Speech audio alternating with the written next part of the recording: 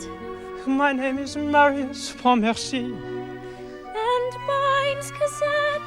Cosette, I don't know what to say. Eddie, first of all, congratulations. It is a magnificent film. I have to say, I've seen the stage version I don't know how many times, and yet I was still weeping. Oh, good.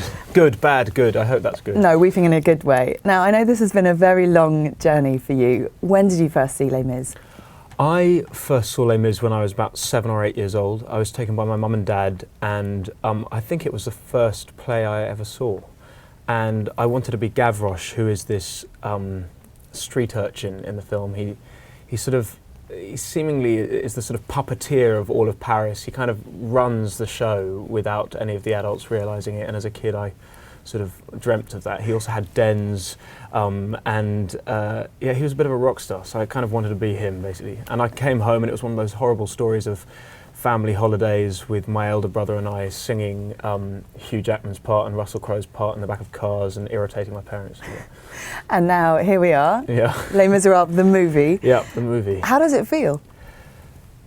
It feels incredibly surreal. It's if you've loved something since you're a kid, it kind of ruminates in you, I feel, for a long time. And I loved the soundtrack growing up, and I never thought I would have the opportunity to be a part of it. And seeing it now and seeing audiences seemingly reacting emotionally to it, it means a massive amount. So I feel very grateful.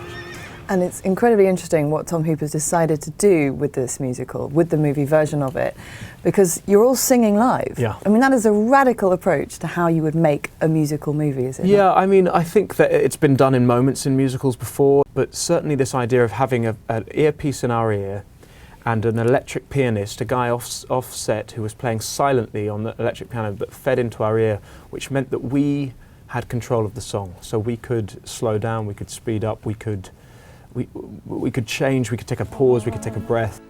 Full of love, a heart full of song. So I'm doing everything all wrong. It was really challenging because it meant that if you did 30 takes, you sang the song 30 times. So vocally we had to be kind of up to scratch. But it was also wonderfully liberating. But it must have been terrifying to not only have to act it, to not only be on set with the likes of Hugh Jackman and Russell Crowe and Anne Hathaway, and then to sing as well and to have to bring all of that to it. Well, I'll tell you what, I mean, there are various things that, for example, for me, music and singing, it's like a shortcut from your soul to your heart in some ways, or your head to your heart. Always, it's why people listen to music to change their state emotionally.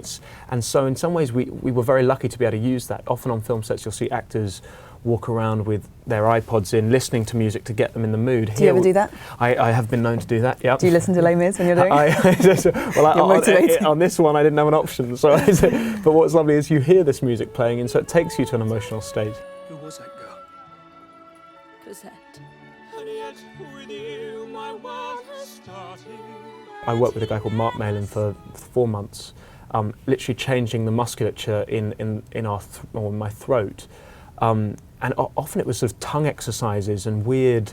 It was almost like the King's Speech, actually. It wasn't so much singing, but it was in order to gain the stamina to be able to do 20, 30 takes of these things, because even the musical theatre guys, they only have to do 2 shows a night, so even for them it was a massive challenge. But it meant that by the time I arrived on set, rather than playing songs, as it were, singing songs, it was just thoughts being thrown out into the world, but it happened to be through song. Does that make sense? So it didn't feel bizarre or different. It felt totally normal. So talk us through a day on set. I mean, not only is it incredibly intense and emotional, it's a pretty hefty story that we're dealing with, but then these massive set pieces. I mean, as you said, it's a bit of an action movie, and some of those enormous revolutionary moments, for example, presumably they took a lot of takes, and as you're saying, you're singing every single one. Tom would like to make a situation as real as possible. So, for example, in it we build a barricade, and there was this huge set on the Richard Attenborough stage in Pinewood in London of this Parisian street, and Eve, the designer, had designed all these intricate shops with all the sort of ironmongery and all this sort of stuff, and Tom had 50 peasants and then 30 students, and he got 5 cameramen dressed up as peasants, and he put tarpaulin around the cameras so you couldn't see the cameras, and 10 minutes worth of stock in it, film stock. And he said, right, build a barricade, action. And we were like, what? And suddenly there were pianos falling over our heads, there were wardrobes, there was this, it was the most extraordinary 10 minutes of my life. It was adrenaline fueled, it was anarchic, it was absolutely terrifying. You had no idea where the cameras were, you'd catch a glint of a lens, but your inner 7-year-old was having the best time of his life. Your inner Gavroche. My inner Gavroche was just having a complete field day. And but through that's what Tom used for that scene. We built a barricade in 10 minutes, and that was the barricade that we ended up filming on. Well, thank you so much for joining us here on WSJ. Thrillingly exciting to have you in the studio, and the very best of luck with Les Mis. Thank you so much.